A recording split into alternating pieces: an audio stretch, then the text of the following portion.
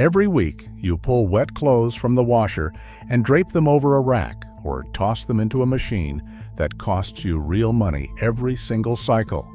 In winter, it takes a full day. In summer, it still takes hours.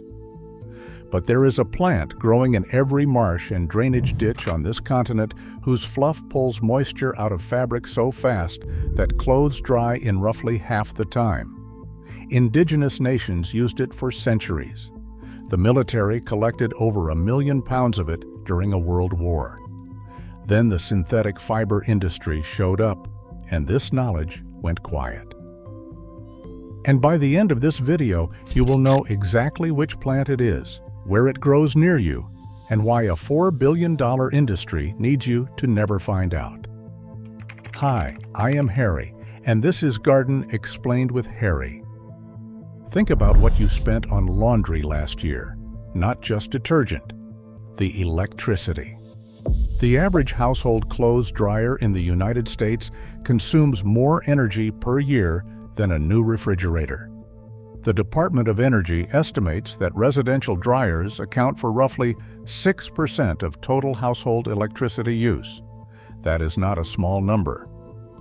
For families paying 30 cents per kilowatt hour in states like California or Connecticut, that translates to more than $150 a year just to remove water from fabric.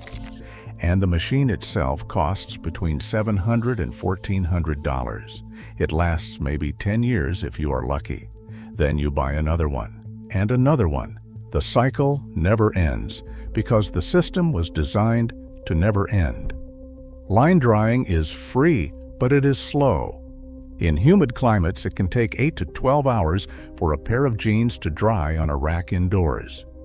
In a small apartment with no balcony, the moisture from wet clothes raises indoor humidity and can promote mold.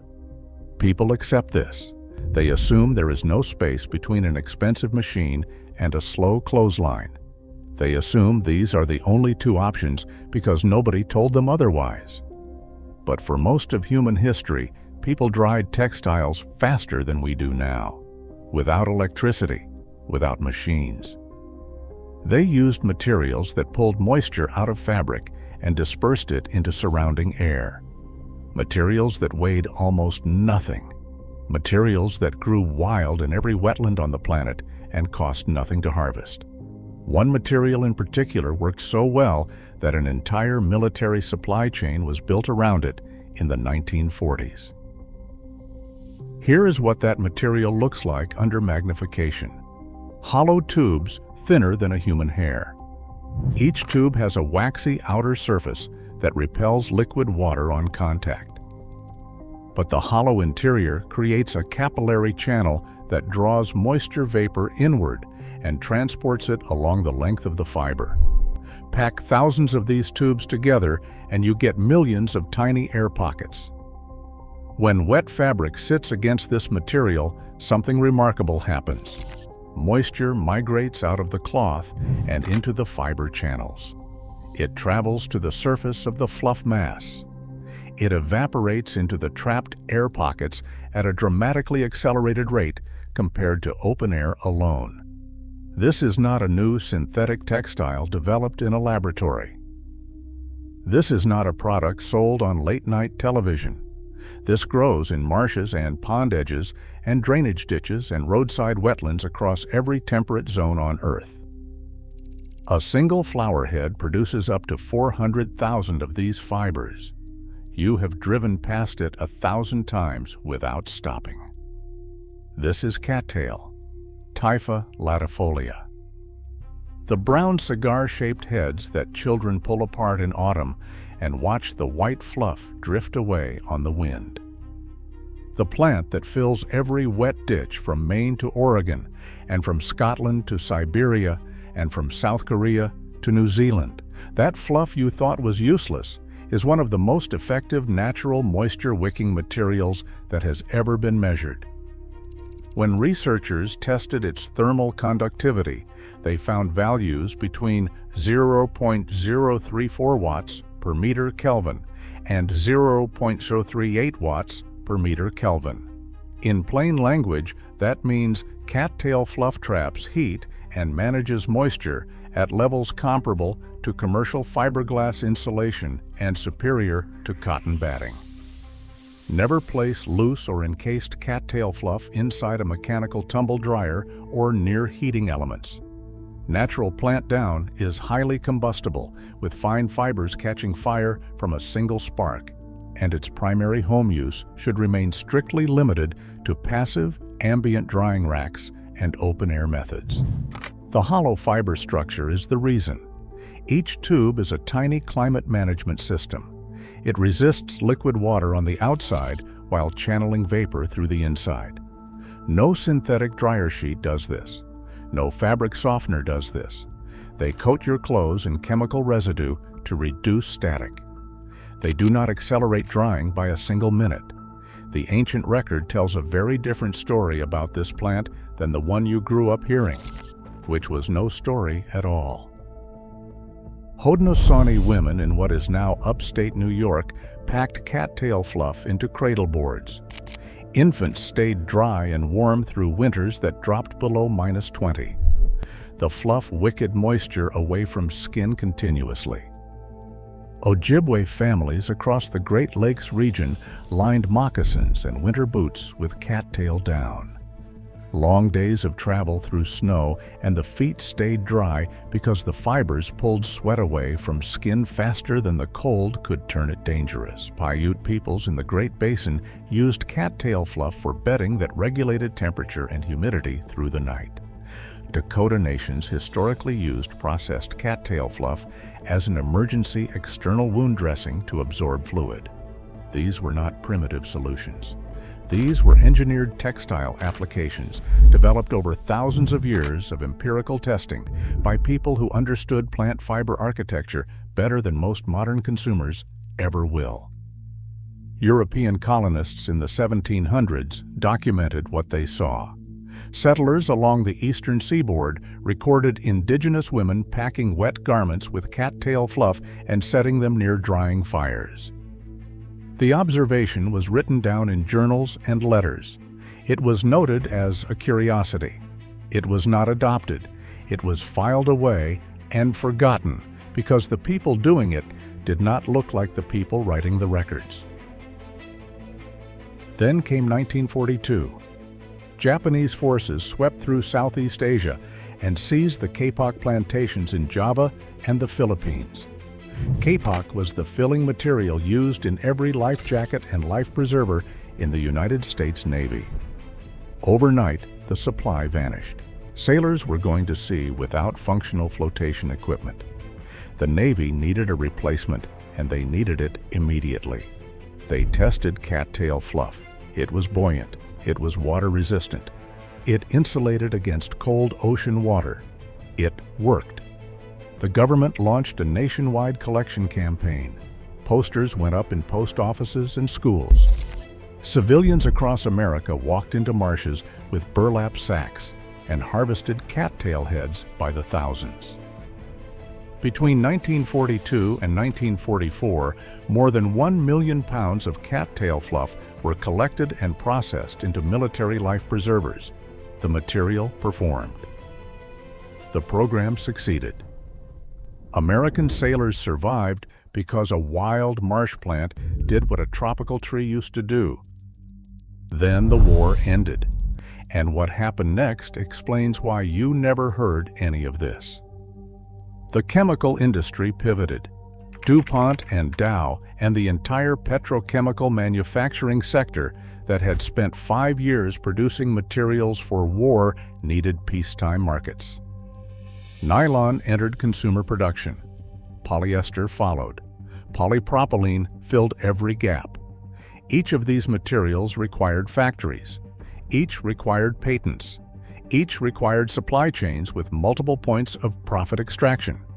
Each generated quarterly revenue that could be reported to shareholders. Cattail fluff generates none of this. You cannot patent a wild plant. You cannot brand it. You cannot build a factory around it because it requires no factory.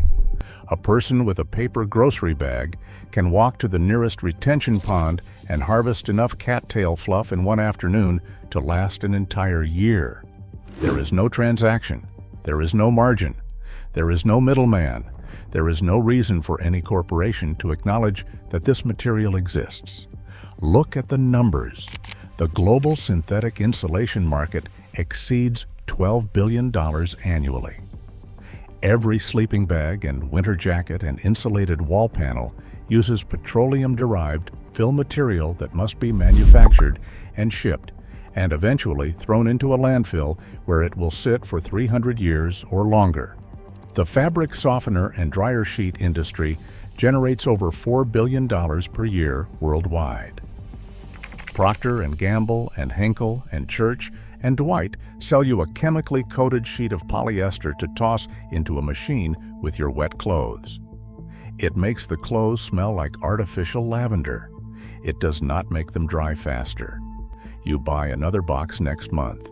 Meanwhile, cattail fluff biodegrades completely. It grows back every single season without replanting. It requires no fertilizer and no pesticide and no irrigation. It filters pollutants from waterways while it grows. It sequesters carbon in its root mass, and it performs comparably to the products that replaced it. This is not conspiracy. No executive held a meeting in 1946 and decided to suppress cattail fluff. The mechanism is simpler than that, and more effective. A material that generates no revenue generates no marketing budget. A material that requires no processing generates no processing industry. A material that anyone can harvest for free generates no lobbying effort and no research funding and no public awareness campaign. The system that promotes profitable materials simply has no mechanism to promote free ones. The knowledge does not get suppressed. It gets defunded. It gets ignored. It disappears from curricula and consumer consciousness and cultural memory without anyone needing to lift a finger. You can reverse this in one afternoon. Cattail grows in every state in the continental United States. It grows across Canada and throughout Europe and across temperate Asia. Look for it in marshes and pond margins and drainage ditches and retention basins and highway medians where water collects. The brown cylindrical seed heads appear in late summer and persist on the stalks through winter and into early spring. They are unmistakable. No other wetland plant produces that shape. The best time to harvest is late autumn through early spring when the heads are fully dry and the fluff has expanded inside the sheath. Grip the head and pull it apart by hand. The fluff releases in dense clumps. One head fills a standard paper grocery bag. 10 heads fill a pillowcase. No knife needed, no tools needed, just your hands and a bag. Spread the harvested fluff in direct sunlight for 1 full day. This ensures complete dryness and kills any insect larvae. Pick out stem fragments. The material is now ready to use with zero processing. For drying clothes, the method is direct. Layer cattail fluff between wet garments on a drying rack. You can also stuff a loose cotton pillowcase with fluff and tuck it between layers of wet clothing. The moisture migrates from the fabric into the hollow fiber channels. It travels through the fluff mass. It evaporates into the surrounding air. Garments packed with cattail fluff dry in roughly half the time of identical garments on bare racks in the same ambient conditions. After each use, spread the fluff in sunlight for an hour to re-dry it. It is ready again. Repeat this cycle indefinitely until the fibers eventually break down. One harvest lasts a full season of regular use. The same fluff works as pillow stuffing. It works as jacket insulation if you sew it between fabric layers. It works as boot liners in winter. It works as emergency fire tinder because the waxy fibers catch a spark faster than cotton. Unsterilized wild cattail fluff harvested from roadside drainage ditches, retention basins, or marshes should never be applied directly to open wounds or broken skin.